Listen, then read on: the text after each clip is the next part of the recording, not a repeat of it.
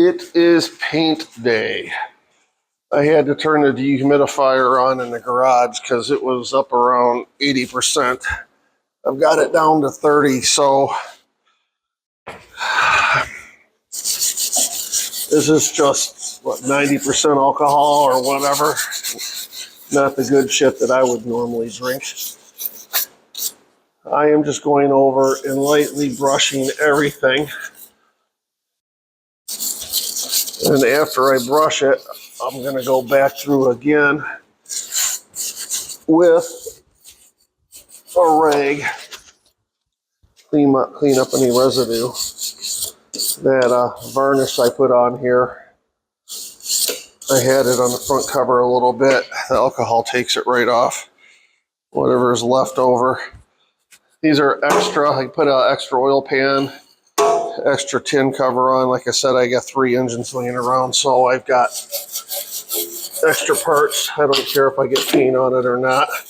I'm just stopping the paint from getting in the engine. I can't tell you how many of these Nash engines I've seen to where you take the fill plug off and the push rods are the same color as the engine. I don't understand why I don't really understand why people do not tape off and block off areas that they don't want paint on, but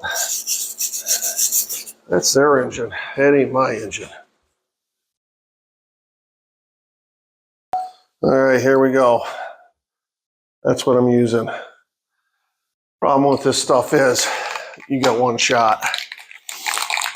I'm going to put on 2 dust coats, wait 10 minutes and put on a medium coat, wait 10 minutes, put on a medium coat, and go over and over. And when this thing dries, you can't put any more paint on this, because if you do, it bubbles up like you got brake fluid on it. There's 2 spots below the engine that nobody will see that I'm going to paint first. I really don't care if that's a dust coat or not.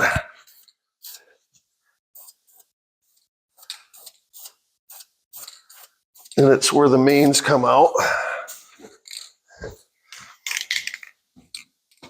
I just don't want a big rusted chunk of metal. Ooh, I don't care if it drips. I just don't want pure metal showing. Okay, now the rest is just a light dusting.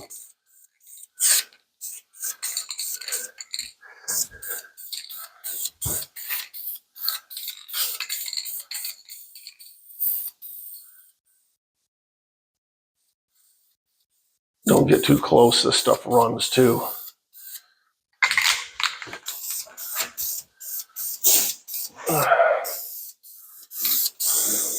I got the crank taped off, don't worry about that. The hell is that? Oh, that fell through.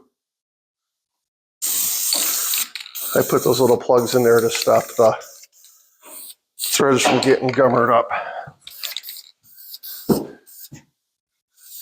I got the engine stuffed away in the corner as far away from the Nash as I can, so that I'm not getting overspray on it. I did cover it up, the front end up. I don't think the overspray is going to get that far over there. So the way I'm going to handle this is I got a dust coat on now. I'm going to listen to 2 Judas Priest songs in a row and put another dust coat on. And that's pretty much how the rest of the day is going to go. It's going to be Judas Priest and spray paint fumes. Okay, on to the 4th can. I'm putting it on thick. This beauty needs some filler with all these casting bumps in it. It was looking a little rough, so I decided to go thick with it. It's got its pros and cons. I got to be careful about chipping the paint when I put it on that thick. What I should have done is got out a chisel and cleaned up some of this casting bumps. So this will be the last can, and it will be drying overnight while I'm getting the motor mount sandblasted and painted and some other things. There is light at the end of this tunnel. It's nice having the humidity down to 30 in this garage. That industrial dehumidifier makes painting a breeze. It's almost drying as soon as I put it on. Back to the loud Judas Priest. Well, I'm building up the front motor mount, and I mentioned earlier that this does not clamp onto the front cover. I imagine with the torque and frame twist, it was probably snapping the snub off the front cover. But there's a shim pack that goes in here. And what I want to do is I want to set this first before I paint it, because it's going to look a lot better after I have it all torqued together, then paint it. And like I said, this slides right there under the front cover. Their grease cup goes there. So I am going to shim this to where I can barely get it to slide on. And then paint it. Oh, and then I decided to clean up some of them pock marks. I'll come back tomorrow and clean that up with a file. It'll look very nice indeed. Okay, this is where things get crazy in the shop. I've got paint drying in the welding booth. I got a head to put together. I am nickel plating the grease cup that goes on that front motor mount. I always start by copper plating them first, and then I can buff them out and kind of do it in layers. You get a smoother nickel plate job. You don't want to get that too close to the copper plate. All you need is salt, vinegar, cell phone charger, pure copper, pure nickel. That's a story for another day. What else do I got going on? Oh, and I am going to put the lifters in now while I'm waiting for all this to go down. I can just sit on a milk crate and put that lifter rack in. That'll be easy for me. Clock is a ticking. Well, this is a lifter cage, and I'm cleaning these up with a wire brush before I take any measurements. I put the lifters in here and did a feel on them, and to be honest, I think they're fine, but I don't think there are specs for this engine anywhere. The rumor is Stellantis threw everything away, or whoever bought up AMC threw everything away for the Nash and Hudson. To this date, I've never seen a spec sheet for any of these engines built in the 20s or the teens. So I'm going to document everything just so there are some numbers out there in the universe. Maybe that'll help somebody someday. I gotta go over there and do my measurements. Well, I got everything measured out. My largest gap is 6 thousandths, and my tightest is 3 thousandths. And they kind of run average 5 thousandths, right around there. And for a non-pressurized system, I'm comfortable with that. The bores are not odd shaped. Some of them are tighter at the top or tighter at the bottom, but for the most part, they're straight through.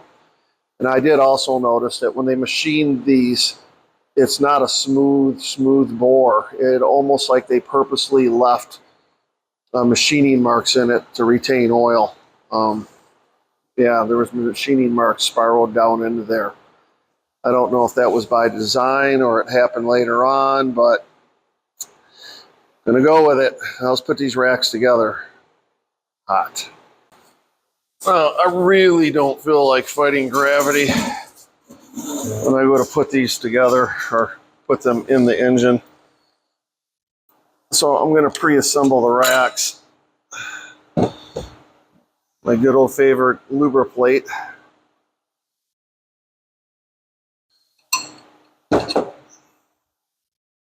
I had the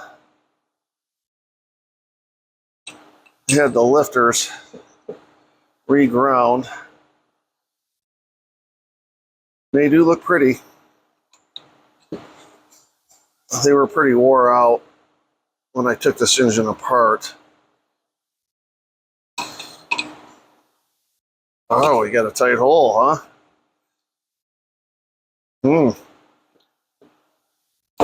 I'll tell you exactly what happened. Is that's flared out at the top. I'm not going to worry about it because that part will never go down into the lifter bore. What happened with these is when the ball bearings would start to wear out, because there's ball bearings that sit in there, start to wear out, and they would push that flange out at the top. I had on another engine a couple of these that were completely broken. So, wow, I did that ass backward, didn't I? Up. Look at this. That one needs repolished. That one does not look good. Let me go take care of that. It's amazing what a buffing wheel will do, huh? It took like all of a second. And I got ahead of myself moving up the bottom of the lifters. Getting tired. Too many days in a row working on this. So what I'm going to do, put them like that. See where I'm going with this? Oh, old rubber bands.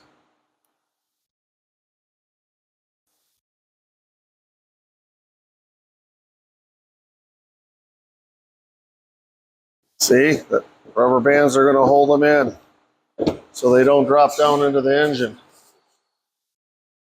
Let me get all these put together. Well, as you can see, I've got a generous wad of Huck 2 Lubra plate on the lifters, and I am just going to slide this rack into place. On both sides. There are part numbers on these so that you know what's up and down. Oh, that's blue. I don't want blue or red. Where's the red at? Oh, okay.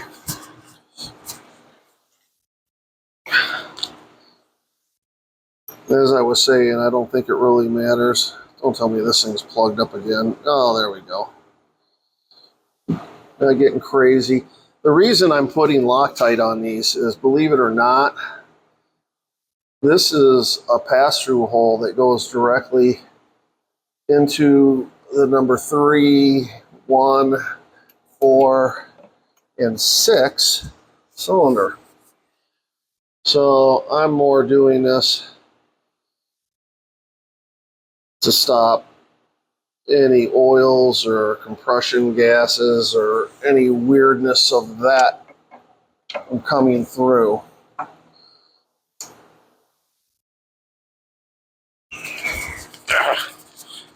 I hate it when it's that tight. Can't get it off.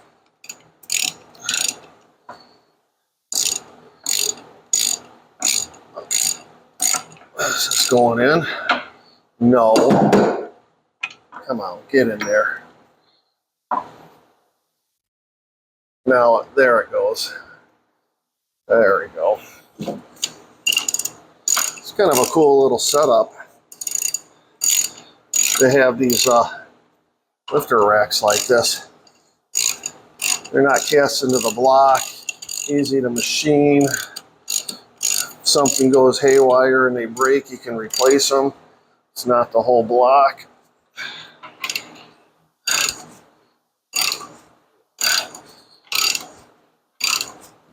I ain't getting crazy tight with this because I got the Loctite. And look at them lifters fall right down into place. Yeah, a thing of beauty.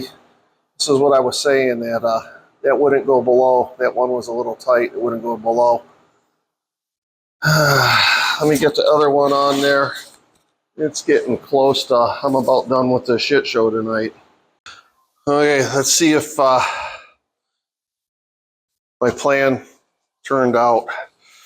This motor mount was a little loose on here before I put the paint on, and I put some paint on the inside, thinking it might take up some room. Like I said, this is going to have a grease cup on it. I ended up finding this old tub of grease. I don't even know if you can buy this stuff anymore. In an abandoned grain elevator in Henderson. That's a story all on its own. It was for sale, but it was abandoned. Looks like a couple hoarders lived in there for about 100 years. The crap that was in it. I don't think they're going to miss the grease. So, hopefully, this will go on without me damaging the paint. It started to go on.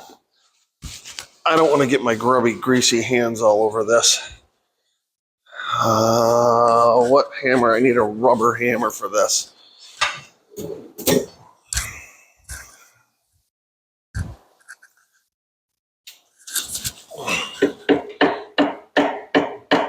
Oh yeah, look at that. Oh, I love it when a plan comes together. Now, I need to make a phone call. Get some people over here to help me put this engine in, so I don't bash it off of anything while it's going in. That's the plan. Well, the helpers didn't want to be in the video. I don't blame them. One just got out of the shower, one needs to be in the shower, and we're all wearing sandals and shorts.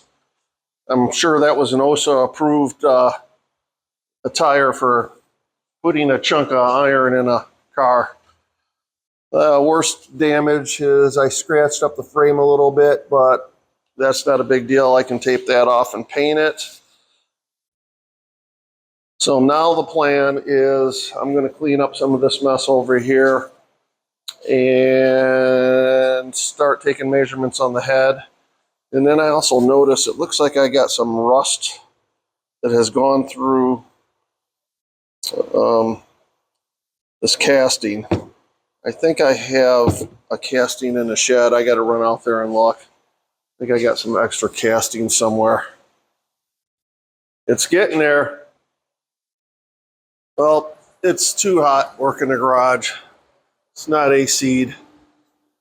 So what I got going on, I taped off the cylinder head. Got a can of paint on that. Water pump. Got some of the washers and nuts I want black. I nickel plated the bolts that went around that and the exhaust manifold bolts. But they're rusty, not rusty, but they're all pitted and nasty looking. So I'm going to order some new ones. McMastercard's got nickel ones. I need new hoses. I got shit for using green hoses, so I dyed them with shoe polish. I'm just going to order some new ones that are black. These are old. And I want to get the pure, yeah, these are pure. No, I want to get the pure silicone ones like these are. So, McMaster car shopping list. Go in the house where it's AC'd. Here I come. What I got going on here is I'm nickel plating the stuff that would normally rust because it's just easier to keep this car clean when shit doesn't rust. So I made the solution up a couple years ago. So I've got a muriatic acid dip. So I'm doing to clean it up. And of course I'm doing this with no shirt on, shorts and sandals, just so I could be OSHA compliant. Okay, now I've dipped it in distilled water. And the key is not to let the copper get in the solution. So you got to have it at just the right height. The part of this that is not going to be nickel plated, you won't see because it's underneath the water pump. So my nickel plating solution is here. Get that up to where, like I said, the copper's not touching. Where's my negative end? It's around here somewhere. The part that you want to nickel plate, you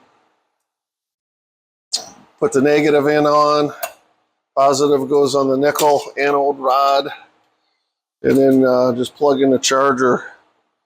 This one is like 4.5 volts, and it's about an amp.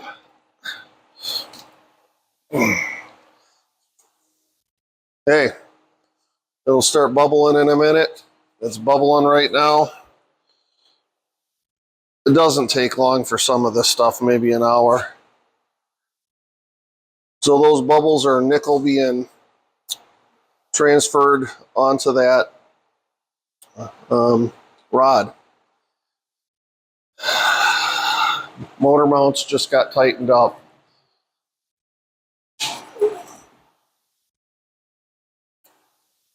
And I think I'm going to put on the water pump next. It's accessible right now. I'll go water pump and then pulley. Well, I ended up doing the same thing. The outlet that I did with the water pump, I sleeved it, filled in the pock marks, JB Weld. I have where the seals are going to be taped off. Let's go paint this, let it dry overnight. And then I'm going to start on the rockers. I got ahead of myself with the water pump. I don't even have the bolts for those yet. But I need to build up the rocker arm shafts. What I had on the previous version is not correct. I'm going to clean up all the studs for the head. I've got marks on it from where the vice grips were used to pull these out before I had the stud removal tool.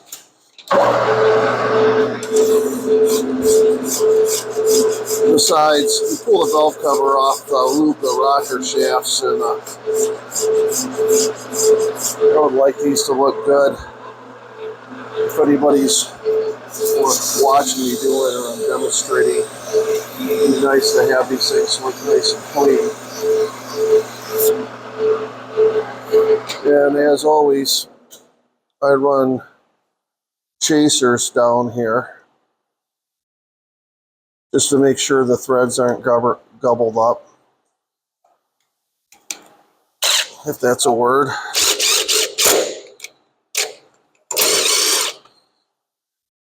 So there's what, 16 of these? And I'm waiting for paint to dry over there anyways. Be sure not to get the jaw chucks to do what I'm doing right now, crimping on the threads that I just fixed. Isn't that nice? I might even bring a stool over here and sit down and do this, because this is a damn ass boring job. But it'll look nice when I get done with it. This is a side that usually, the threads usually get distorted on right here. Don't ask me why, but they do. Okay. So what is that, a minute? So I should be done with this in 15, 20 minutes. Taking my shirt off. It's getting hot in here. What the hell was I talking about? Somebody being able to see the studs when you took the valve cover off. I'm losing my freaking mind. But what I am going to do is, I was wrong. These holes don't go through into the water passage. But what I am going to do is just put a dab, a small dab of blue Loctite on this. And the reason why is these engines sweat. And when I say sweat,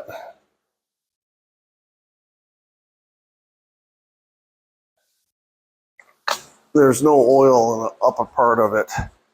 And it almost creates a steam coming out. And it causes studs to sweat up and rust. I don't want that. That back one, I'm going to have to use a pair of vice grips on to get that one on. It went in pretty easy. I just got to bottom it out.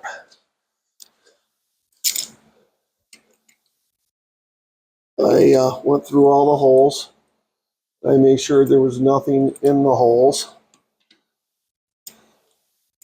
that would cause the bolt boss to blow out. I have seen people that don't pay attention and have oil in these holes, and when they go to bolt the studs in or the head bolts, it blows the bolt right out, or the boss right out. Yeah, that's as good as that needs to be. So this is the plan for the next 16 or so of these. You got to get that Loctite off of there. I got the short ones going on this side and the tall ones go on that side, because the rocker shaft actually helps hold down the head. It bolts to the head bolts, or the head studs. So I got golf today. I think I'm just going to get these in and I'm going to call it quits. 5 studs into this and I'm bored to death. And it's over 80 degrees in here. So the beer came out. I was saying about this stud tool. You don't have one of these? Get one, man. This thing is fantastic. I don't know how I did this for 45 years, 50 years without one.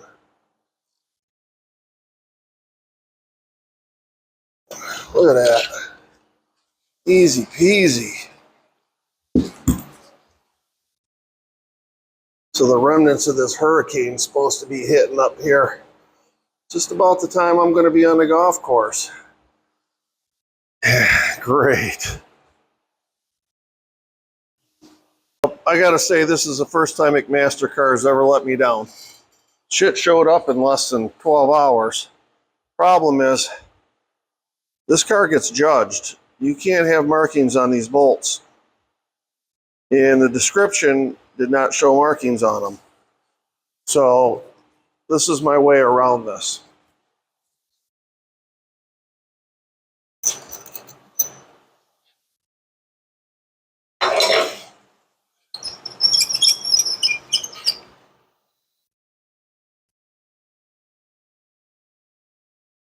Now the judges understand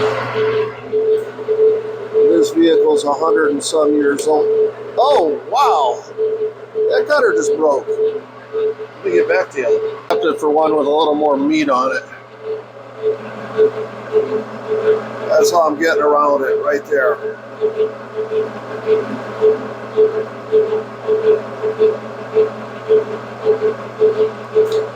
And it even leaves a little dimple on there that the bolts have when they were made 100 years ago. Come on, back out of here. There we go. So that's how you get around that. Plus they're shinier. Shiny's good.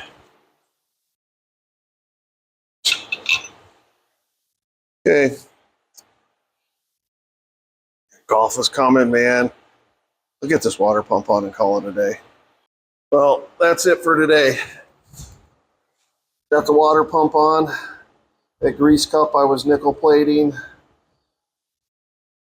Got some stainless bolts.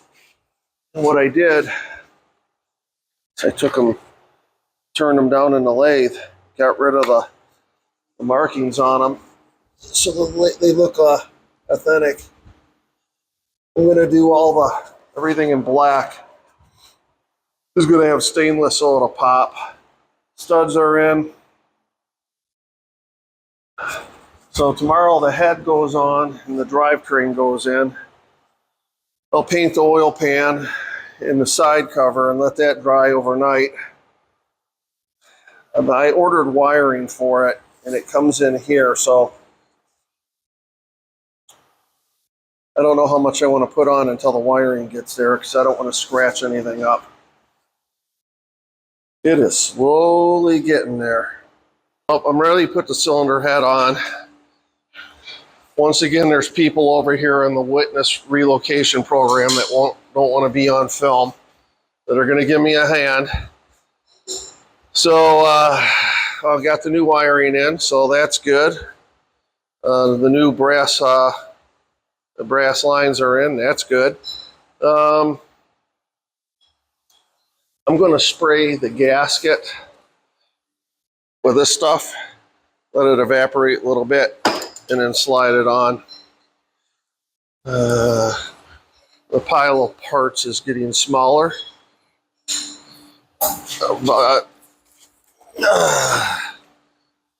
brand new NOS. Oh shit. Keep on catching that. So I'm going to clean this up with some alcohol, spray it, and torque this thing away. Gas is in place and it's tacky. Well, there's my fingerprint. It'll be there for 100 more years. They put the ball bearings in the lifters because I want to have the push rods in this before I put the rocker shafts on. No, let me put this. The head's going to go on, push rods are going to go in, and then the rocker shaft actually, the head studs come up through here. So I have to have all that in place before I torque it. So it's time to lift the head into place. Home stretch, man. I'm going to iron this gasket out like I do all of them. I'm going to start at 50 foot-pounds, and then I'm going to work my way up to 80 to see how it feels.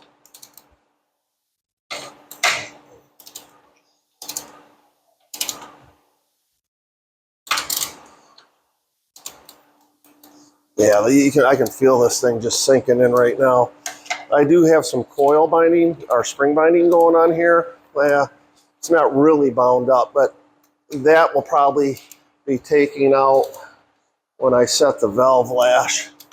At least that's the thought process. So I'm going to go through and X this all the way out at 50 and then go ahead and finish up at 80 or 90, depending if I can feel yield or not. I don't want to feel yield, but I want to take it to there. And we'll let this sit overnight and come back and retorque it. But my goal was to have this all painted and looking nice, but you know what? That doesn't fly. That doesn't fly in my world. Look at that run right there.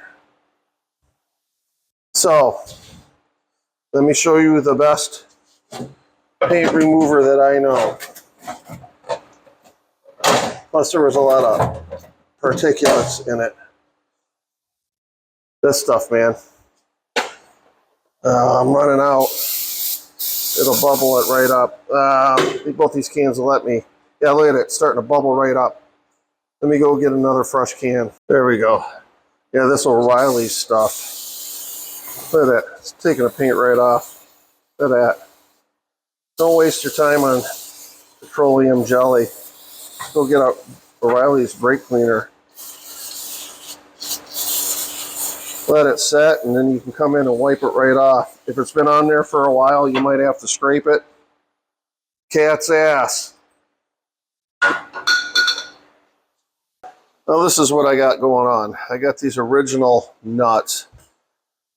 They're rusty, pitted, and I want to make them look as close to new as I can. Let's see, I've done one right here.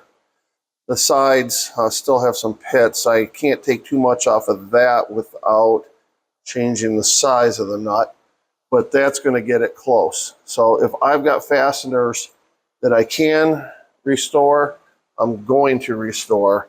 If I got them to where they're yielded and they're so far gone that I can't restore them, then I typically buy oversized fasteners. When I say that, if I can find them with the thicker heads, washers, anything that would replicate what it used to be like back in the day. So the first thing I'm going to do is bump it, find the front of it. I'm going to move it in a couple thou and then hit the auto feed.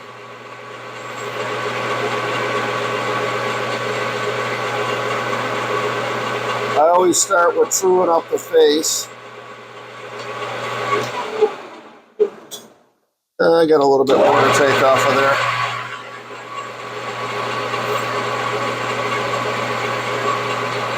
That cut should do it right there. Now what I've done now is I've taken the chamfer off.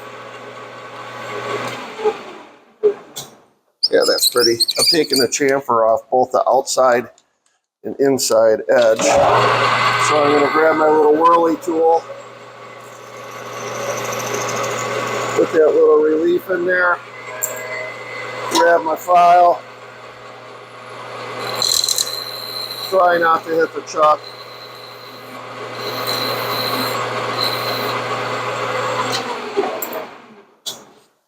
And voila.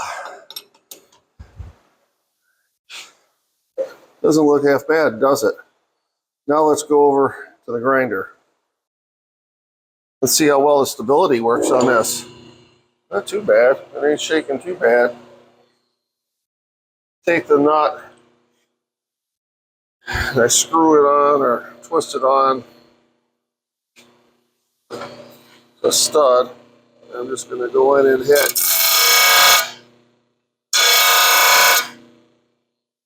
You can see what I'm doing here. Just taking out the pitting. Have your water close because this gets hot quick. Yeah, I rolled that one a little bit. It's starting to roll, so I got to tighten it up a little bit more. Yay.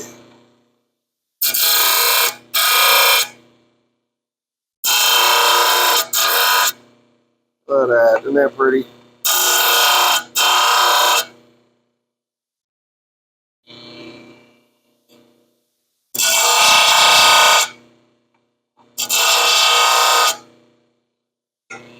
When I go to restore the other Nash, I probably won't go to this extremes just because it's not as rare. So there, we've got that done. Now,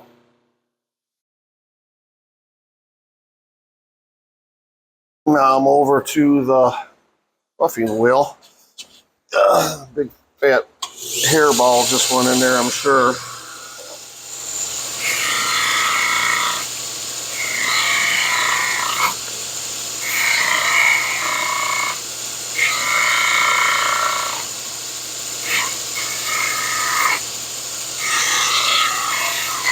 This just is a matter of polishing it up. I want to get all the straight marks off of it the best I can. If I got some that don't come out, I'll take over and I will hand file them out.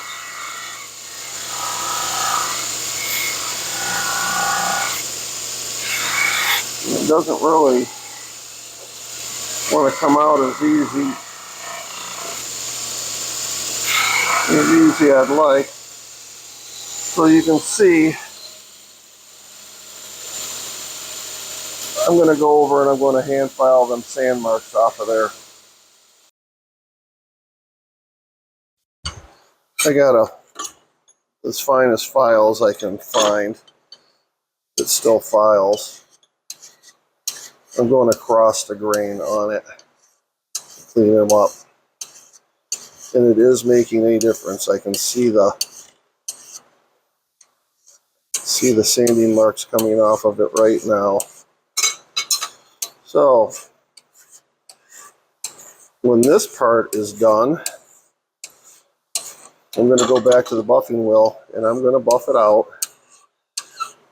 Then I'm going to soak it in muriatic acid for not long. Clean it off in distilled water. And then I'm going to electroplate it with nickel so it doesn't rust. So it's going to look original, it's going to look new, and it ain't going to rust. That is the plan. I'll get back to you with the electrolyting process, but I don't want to get too much involved in this. What the hell, where's it at? Focus, focus.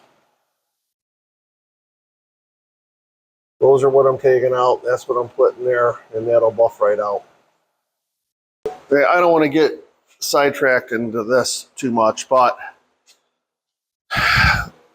if you don't start with a good polished piece before you plate it, you're going to have a shiny, non-good piece. So do your best to get everything smooth polished first. Then put it in muriatic acid for about 5 minutes. Rinse it off in distilled water.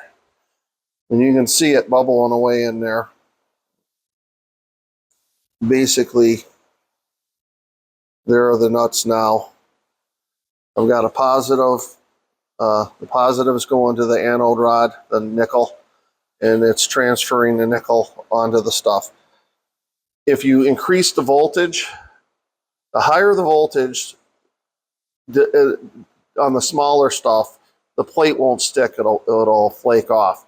So you have to go low voltage at this and over time. So this is going to sit in here about 4 hours, and then I'll polish them up again. Onto the valve train. Okay, it's time to hook up the pump.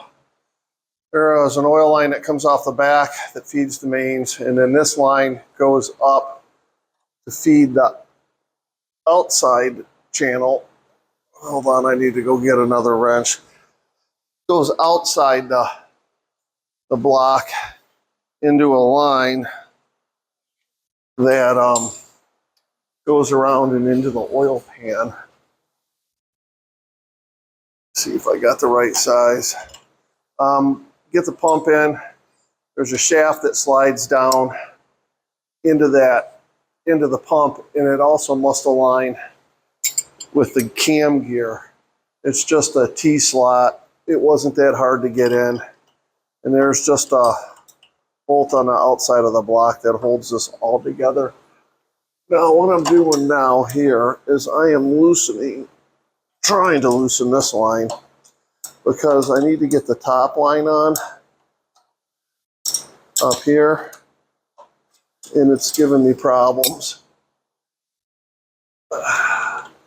So if I can loosen up where the easy line is,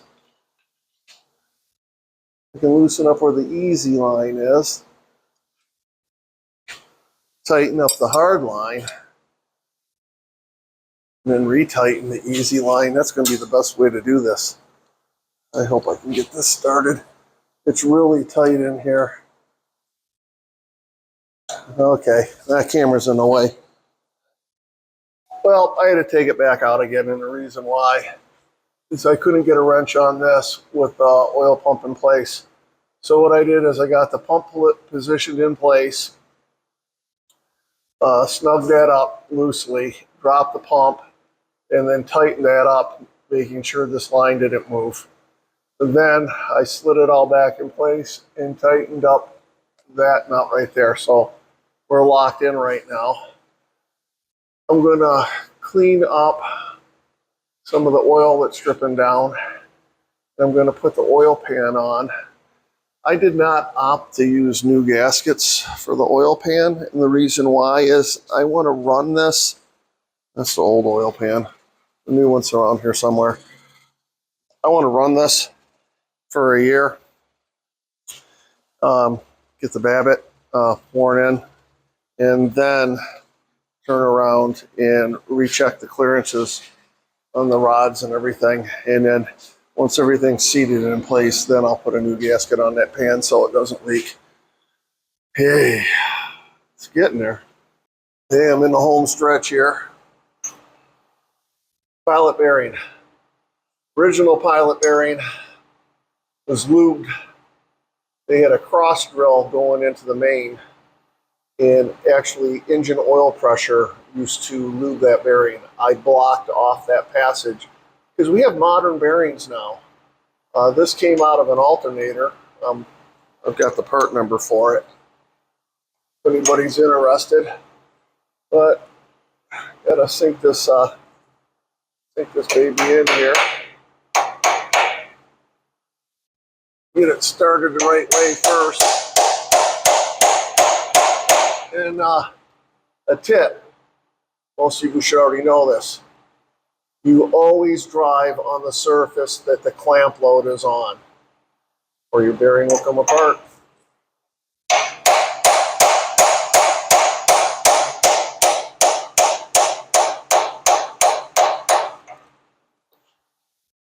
I don't think it has to go in all the way. I'll look at the other crank, see where that one's at. Okay, now flywheel. Getting close. I just got the tranny in. Blasted my head one too many times. I'm in fuck it mode. I am done for the day. I just got the bolts to put in, do a little bit of a clutch adjustment. Oil lines in, starter, it cranks. It actually cranks over. I was worried about it because how tight it was, but the more it cranks, the easier it cranks over.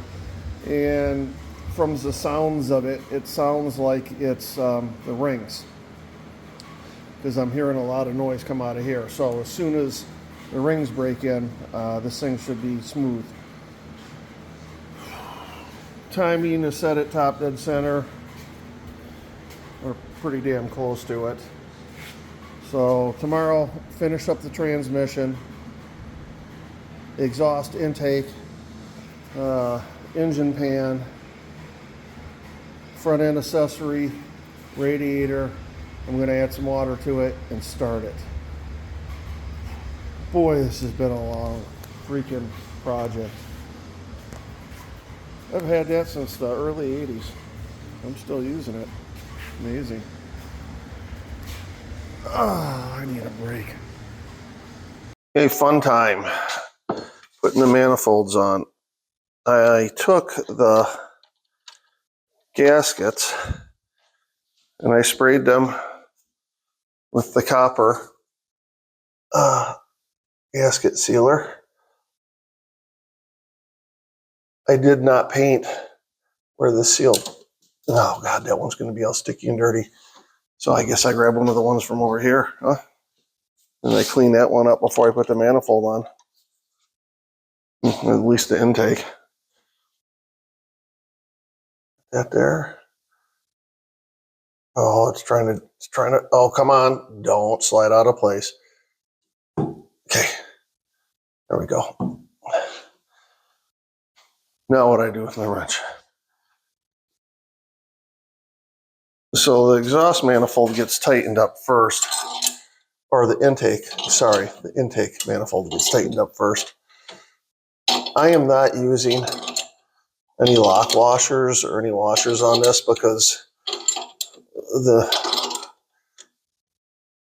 the nut here comes right to the edge of it. I can't imagine it doing much, having a washer on there doing much more of anything. Now, on the last one I did, why is that so tight? On the last one I did, when I tightened this, one of these washers tried working their way out. So that is why I use the copper seal on this. And plus being intake, that'll help out too. Okay. There we go, it's going in. So what I'm gonna do is just snug this up just a little bit. Okay.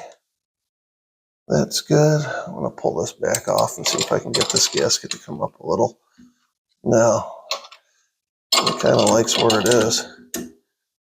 Yeah, it likes where it is. Okay, let's stay in there. All right, let me clean the gasket that just hit the ground. Okay, now getting the intake or the exhaust on is going to be more of a little pain in the ass here. Already got the insulator gaskets on. I don't want to slide this in all the way just yet.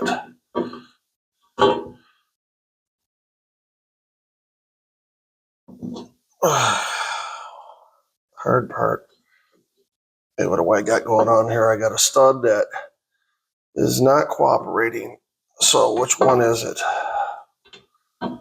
It is that one right there. I don't know why it's doing that, but it is doing that.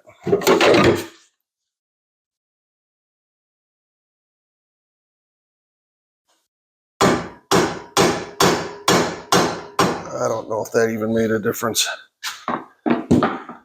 It might involve a little bit of force here.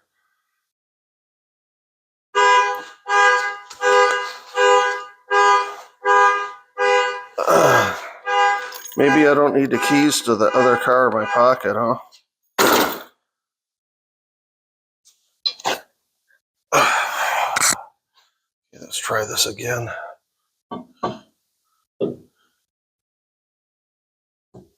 Okay, there you go. Look at that. Little brute force.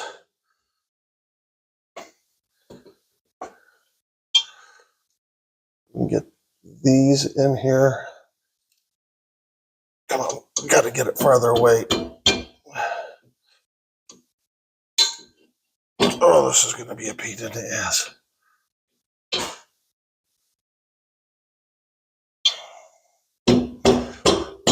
Okay, there's that. I think there we go.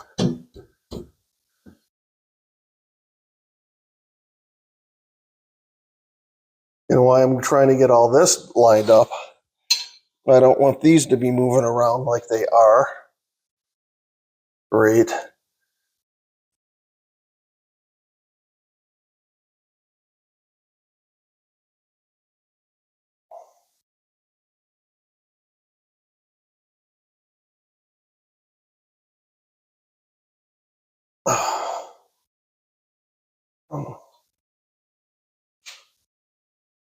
They didn't move too bad. Let's try to get this into place. Ah! Crushed that one. We flip that side around and a down. That just popped out. Let me go put that back together. Just popped out a little bit. Okay, I got that gasket straightened out. What I'm going to do here is make sure these holes are lined up. And my plan is to snug these up first. And then I can draw everything in together. Actually, I need to just get them started. Why doesn't that want to start? Great. Okay, so I got one that's giving me problems. I'm sure it has to do with alignment back to this stud over here.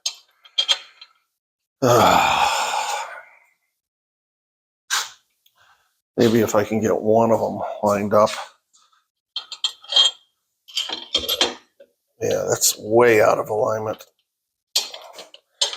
Okay, I gotta get some sort of pry mechanism to move that into place.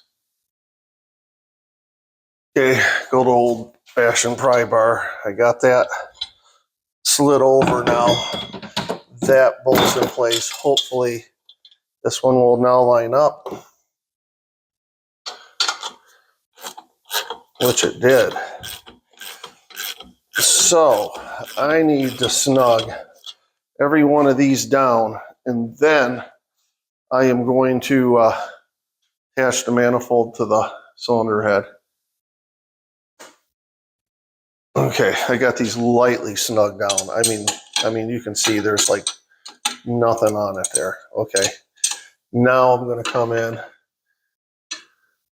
and tighten up the nuts in here if I got room to do it. Do I have room to do it? Thought I had room to do it. I don't have room to do it.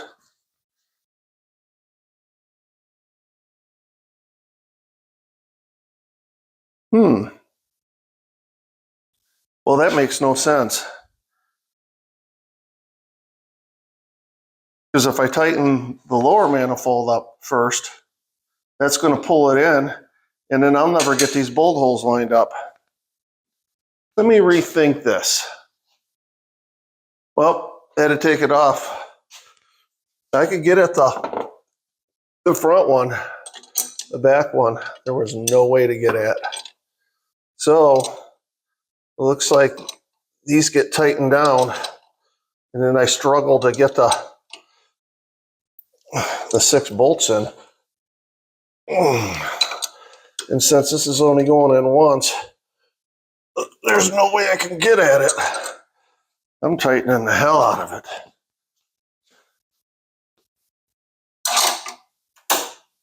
Uh-oh, what was that? Uh-oh. Oh, catastrophe. Oh, you gotta be kidding me. How can I be this close to it and have the manifold crack?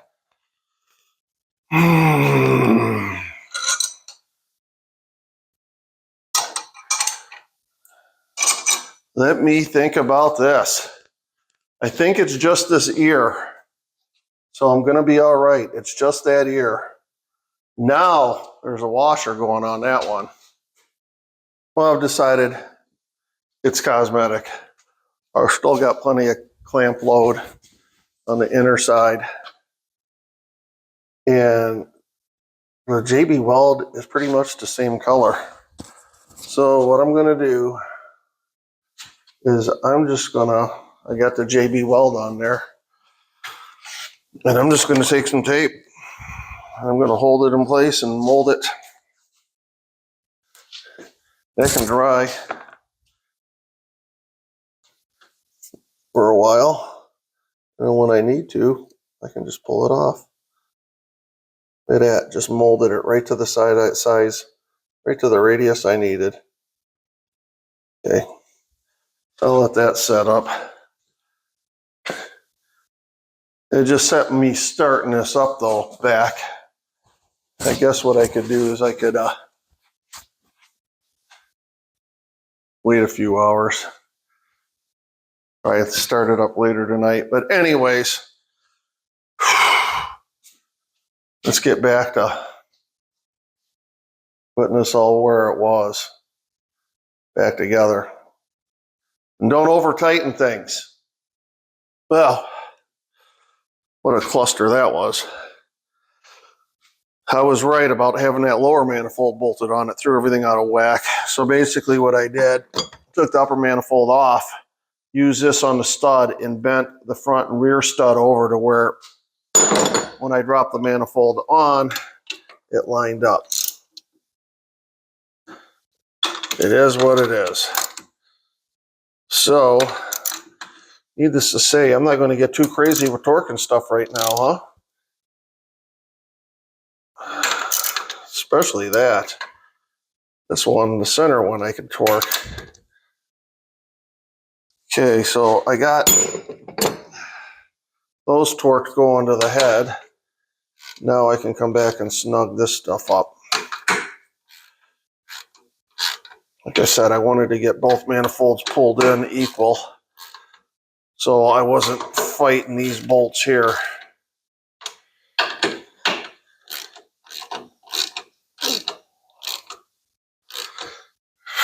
It's always something.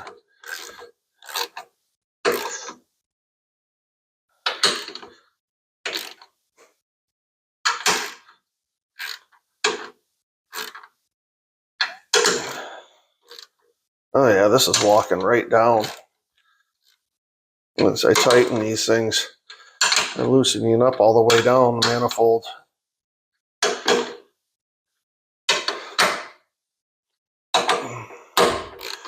Okay. That's on. Either exhaust or intake next. I haven't decided. Look, you can't even see where that is. That dries and I pull that tape off, you'll never know. Okay. I don't have the exhaust bolted in yet. I've got it loose into place because I have got to get this in there. This is probably the hardest part of the whole job, is getting that in without scratching the shit out of everything. And I'm not even going to record that because there's going to be words that get me banned from Facebook, or not Facebook, but YouTube. Facebook, I get away with a lot. I don't know how I've been put in Facebook jail. Anyways, okay, let's get this in. I'm going to tell you right now, I'm glad you weren't around for what went down with me trying to get that pan going in. Oh my God. I ain't swore that much since my last round of golf. So carburetor's going in next. I have the exhaust loosely tied down. Putting this would be the choke going in, choke rod. Let's bend that up a little bit. There you go. Now the way this goes on. Oh, don't tell me I put it on the wrong side. Did I do? Did I put it on the wrong side? Hard to tell. Yeah, great.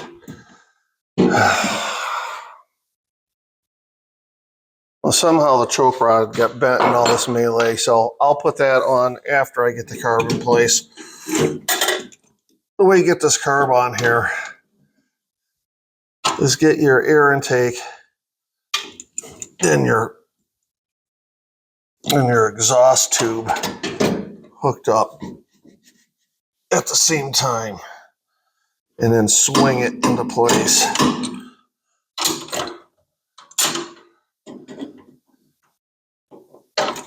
Okay. Well, yeah, just tore the gasket. Wonderful. It's all right. Nobody will know. Okay. Come on, tap, get that up into place. I need a rubber hammer. That's the only way to get this carburetor off of here.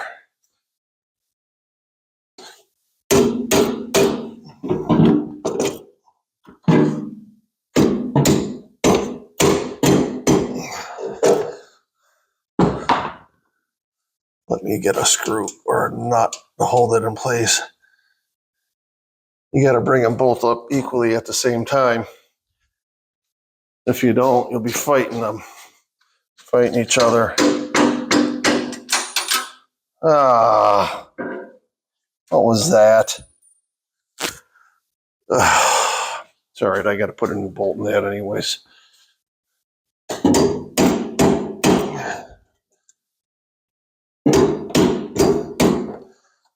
Okay. Now I can start getting the carburetor on here.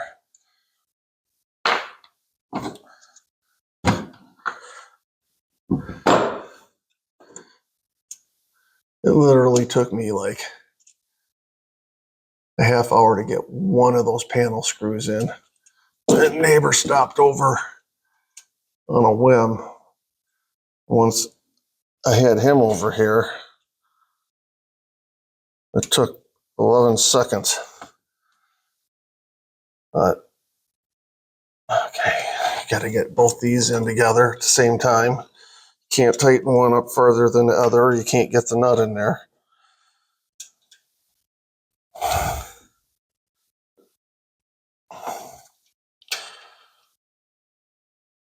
Come on, get on there. So close. Come on. Everything's a fight. Everything. This thing does not want to go back together. Okay, got it on, but it's hitting the manifold. And I can't get it started. You don't need to see this. Getting close. I got the Fiat on. Get ready to put the radiator in. Just going to slide this in. 2 bolts there, studs there. The key is you have to have the radiator loose, pulled away to get the hoses on. Yeah, that was some engineering there. Great. Hour to get the freaking grill in, radiator. And I got 2 leaks. One's coming from the pitcock, and the other one is either coming from the screw or the bottom of the housing. Let's rip the radiator out again. It's not catastrophic. I got a leak coming from that valve and the screw holes. I used Loctite on the screw holes this time. I should have used RTV. So this will not be running tonight. Let me get all these freaking leaks fixed. I wonder if that's just as simple as turning that lever all the way around on that drain. It's always something. Woo! It needs timing and the carburetor adjusted. There's no knots.